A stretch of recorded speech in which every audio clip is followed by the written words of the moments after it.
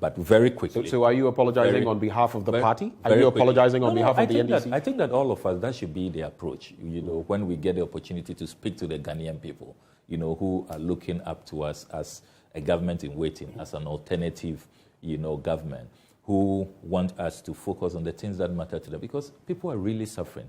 People are really in distress. The crisis we find ourselves in. I mean, look at, the Bank of Ghana's, latest report.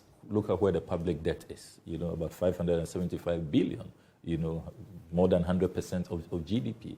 I mean, we've been downgraded everywhere, from Fitch to Moody's to Standard & Poor's. Our banks are being downgraded. Financial institutions. I mean, these are ones we know already. Workers are being laid off. There's a lot of pain and anguish in the land. So you are admitting by saying all of this, you are admitting that the NDC currently is failing that ordinary Joe out there, the Kwamna, the Ya, who may be thinking, I want a fresh alternative. Plead my case for me in the court of parliament. Yes. You admit that the NDC is failing them right now. With what is happening, you admit your party is failing them. I must admit that that's not what the ordinary Joe on the street wants to see from the alternative. Because the opposition really becomes the voice of the voiceless. We are those who can better articulate, particularly when you have a government that really doesn't want to listen, is on, a frolic of their own.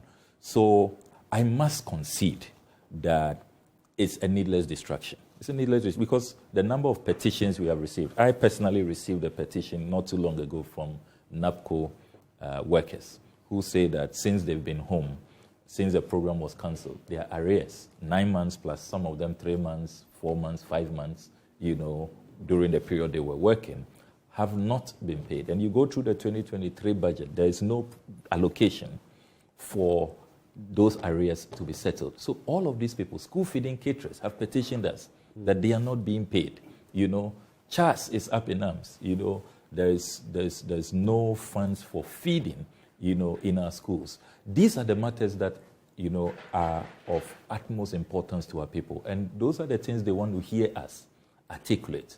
I mean, I have been called by a number of students abroad on scholarship who say that government has not released their stipends for a whole semester, some for more than a year.